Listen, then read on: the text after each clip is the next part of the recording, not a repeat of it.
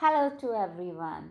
So today we are going to discuss the first term of a cone. आप लोगों ने बहुत बार अपने घरों में ये शेप देखी होगी, बट आज आपको पता चलेगा कि ये कौन सी शेप है। इन मैथमेटिकली हम इस चीज़ को क्या बोलते हैं, दैट इज़ द ग्लास। कितनी बार देखा होगा आप लोगों ने अपने किचन्स में, घर में buckets we daily use, right, flower pots always same.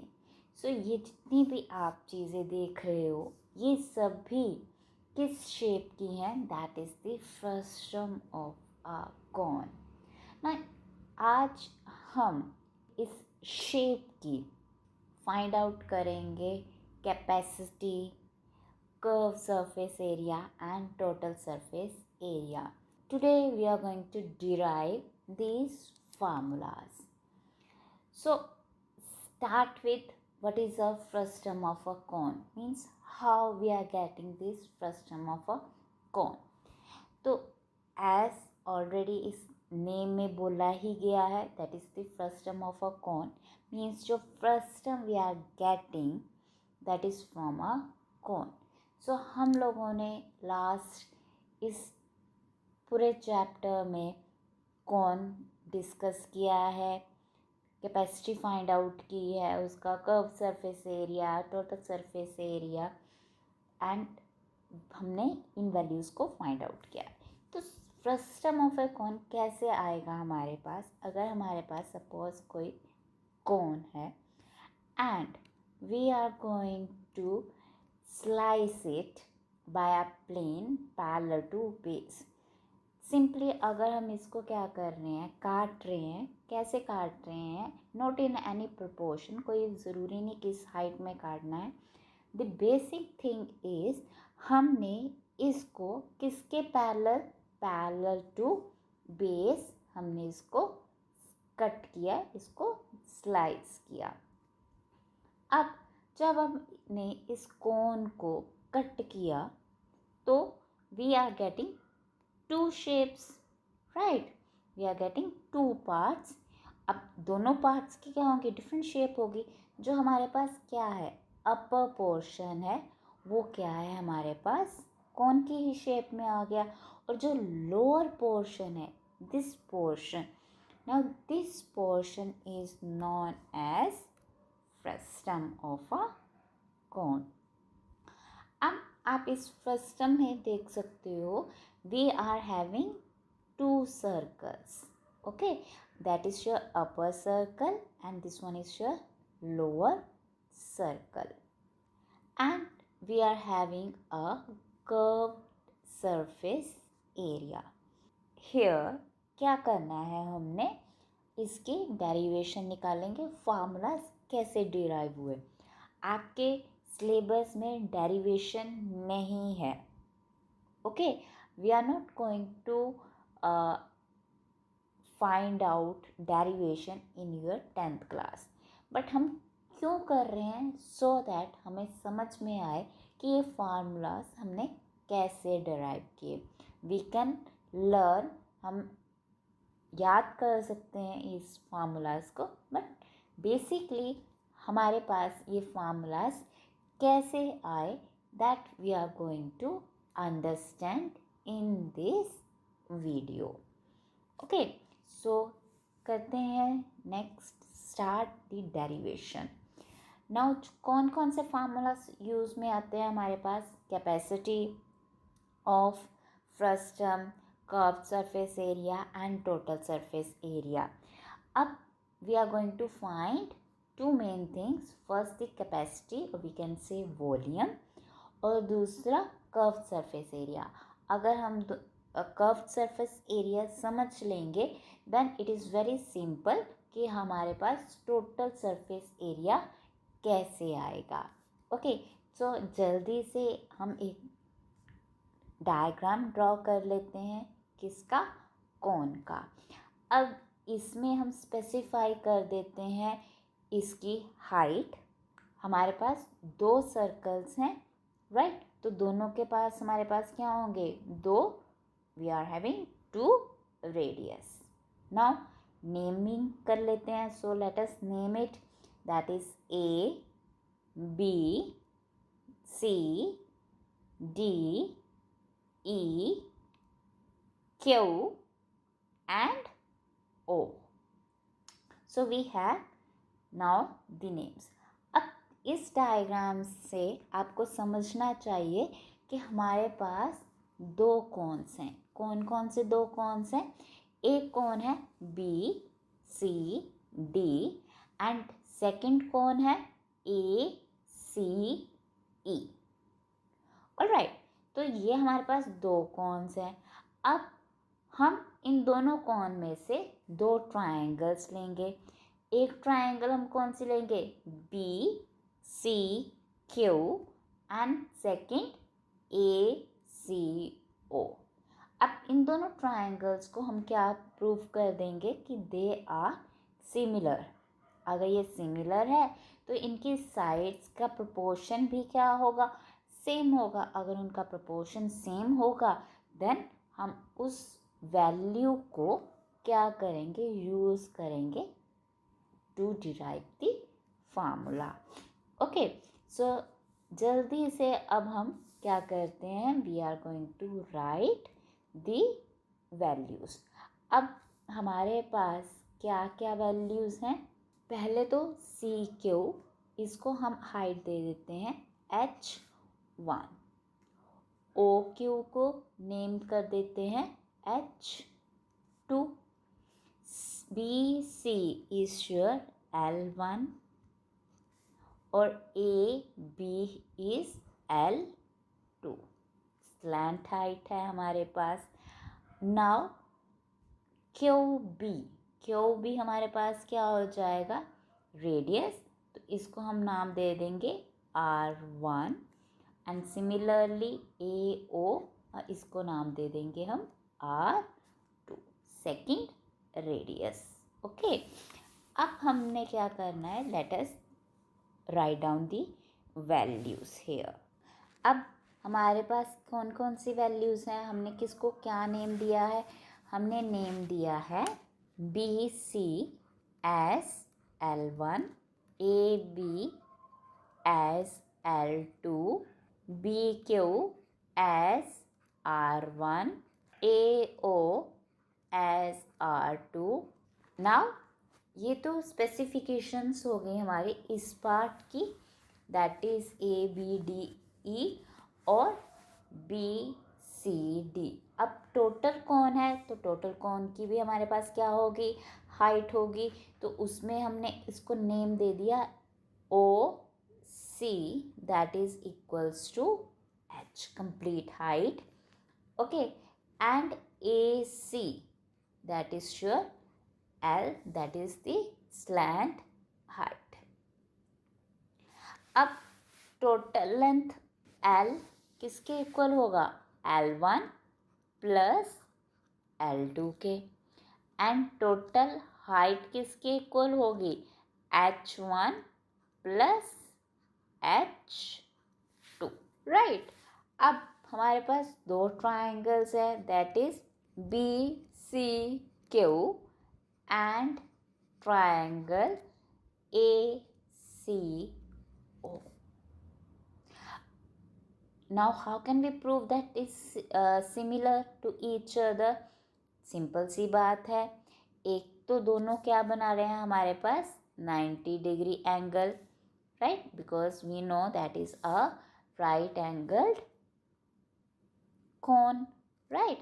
So it means BQC, that is equals to angle AOC, that is equals to 90 degree each.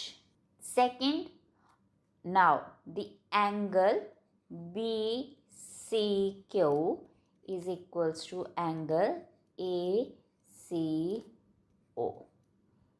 Name it. Let us name it theta, alpha, whatever you can name it. Okay, so we name it as a theta. Okay, that is, you can write common angle. It means we can say both the triangles are similar to each other with a property. That's it, simple. अब अगर ये similar है, it means they are satisfying the property of sides are proportional. So we can write h by h1, L by L1 and R2 by R1. इसे name दे देते हैं हम equation 1. That's it. Now the thing is, we have to find the volume of frustum of a cone. कैसे find out करेंगे? So very easy. इस total cone में से अगर हम स्मॉलर कॉन सब्ट्रैक्ट कर दे तो किसकी वैल्यू आ जाएगी? That is the volume of frustum. So volume of cone minus volume of smaller cone. Okay, तो formula is volume of cone is that is 1/3 pi.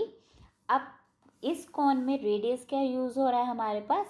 R2. So we are going to write R2 square and height is h minus 1/3 pi. अब smaller cone में कौन सा radius use हो रहा है? R1 square and height is h1. So common value क्या आ रही है हमारे पास? 1/3 pi. Inside we can write R2 square h minus R1 square h1. Okay, अब फर्स्ट इक्वेशन से यहाँ से we can find h by h1 is equals to R2 by R1, or we can say h is R2 by R1 into h1. right? so यहाँ पे हमने उसकी value put कर दी. that is 1/3 pi R2 square and h is here R2 by R1 h1 minus R1 square h1. अब हमने क्या किया? यहाँ से क्या कॉमन वैल्यू आ रही है आपकी? h1 कॉमन आ रहा है, तो we are going to take h1 common. अब एलसीएम ले लिया तो क्या आ गया? R2 cube minus R1 cube upon R1. Alright, तो ये तो वैल्यू आ गई हमारे पास. अब नेक्स्ट स्टेप क्या होगा? अब फ्रस्टम का तो हाइट क्या है हमारे पास? फ्रस्टम की हाइट तो h2 है, बट हमारे पास हाइट क्या आ रही है? h1. तो h1 कैसे यूज़ कर सकते हैं? राइट ना. तो h1 को हम किस में कन्वर्ट करेंगे? h2 में. तो कैसे यूज़ करेंगे उसको? तो हम यहाँ से फ्रॉम हियर h किसके इक्वल है? h1 प्लस h2 के. राइट. अब अगर इस इक्वेशन को हम किससे डिवाइड कर दें? h1 से, तो हमारे पास क्या आ जाएगी value? h by h1 is equals to h1 plus h2 by h1. अब h बाय h1 की वैल्यू क्या है हमारे पास? R2 by R1. So we can write it here R2 by R1 is equals to h by h1 is 1 plus h2 by h1. और यहाँ से value किसकी आ जाएगी? h2 by h1 that is equals to R2 minus R1 by R1.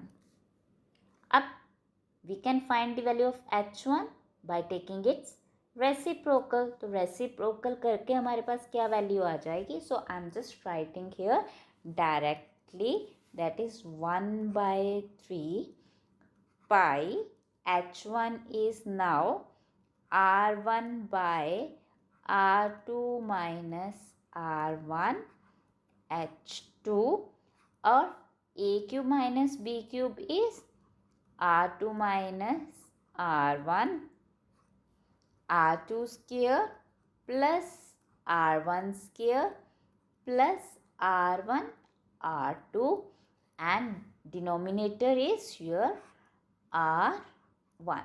Now we can cancel r1 with r1, r2 minus r1 cancel out. So हमारे पास formula क्या आ गया, that is 1 by 3 pi h2, and we can write now r1 square plus r2 square plus r1 r2. That's it. तो ये value आ गई हमारे पास किसकी, the volume of frustum of a cone. Frustum of a cone. Very simple. Same way से we are going to find the curve surface area. So यहाँ तक तो हमारा सेम रहेगा, तो चेंज कहाँ पर होगा, यहाँ से होगा. Okay, so we are going to change this value. So let us see कि कैसे करते हैं हम. Okay, so let us start. So अब हम फाइंड आउट करेंगे curved surface area of frustum of a cone. अब सेम वे क्या होगा, curved surface area of a cone, that is your bigger cone, minus curved surface area of smaller cone. तो curved surface area formula क्या होता है हमारे पास, पाई R L. तो कोन में हमारे पास रेडियस किससे डिनोट हो रहा है, r2 से, एंड लेंथ क्या है, slant height, that is your l, minus pi r1 l1.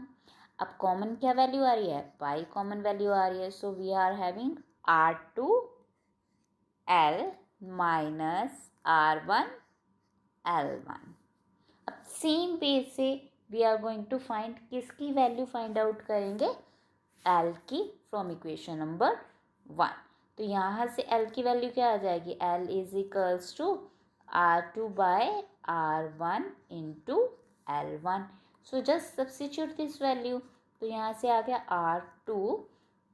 r2 by r1 l1 minus r1 l1. तो कॉमन क्या आ गई वैल्यू हमारे पास, l1. इनसाइड क्या रह गया, r2 square minus r1 square by r1. LCM ले लिया हमने. ओके, अब फिर से हमारे पास जो कर्व सरफेस एरिया की वैल्यू किस में आ रही है, in terms of l1, but हमें तो किस में चाहिए, l2 में चाहिए. तो l2 की वैल्यू कहाँ से आएगी, सेम यहाँ से, that is l is equals to l1 plus l2. तो सेम वे से क्या करेंगे, अब हम इसको डिवाइड कर देंगे, because we need l by l1. So हमने डिवाइड कर दिया फोर इक्वेशन को l1 बाय l1 से. सो 1 प्लस l2 बाय l1. अब l बाय l1 की वैल्यू क्या है, r2 बाय r1. तो r2 by r1 is equals to 1 plus l2 by l1. इसको हमने सॉल्व कर लिया. l2 बाय l1 किसके इक्वल आ गए हमारे पास, r2 minus r1 bye r1. अब इसको हमने क्या कर दिया, टेक इट्स रेसिप्रोकल. तो क्या वैल्यू आ जाएगी, l1 by l2, that is r1 by r2 minus r1, और l2 को हम शिफ्ट कर देंगे. तो किसकी वैल्यू आ जाएगी, l1 की. तो l1 की वैल्यू यहाँ पे हम सब्स्टिट्यूट कर देंगे. सो क्या आ जाएगा, pi into r1 by r2 minus R1 into L2, R2 minus R1, that is A minus B into A plus B. तो यहाँ से कैंसिल हो जाएगा R2 minus R1 and denominator में भी हमारे पास वैल्यू क्या है R1, तो ये R1 कैंसिल हो गया, तो क्या आ गई कर्व सरफेस एरिया की value, that is pi L2 R1 plus R2, that is your curved surface area of frustum of a cone. That's it. अब हमारे पास लास्ट फार्मूला रह गया टोटल सरफेस एरिया, तो दैट इज वेरी सिंपल. क्या हो जाएगा total surface area, curve surface area then area of upper circle plus area of lower circle. So let us see.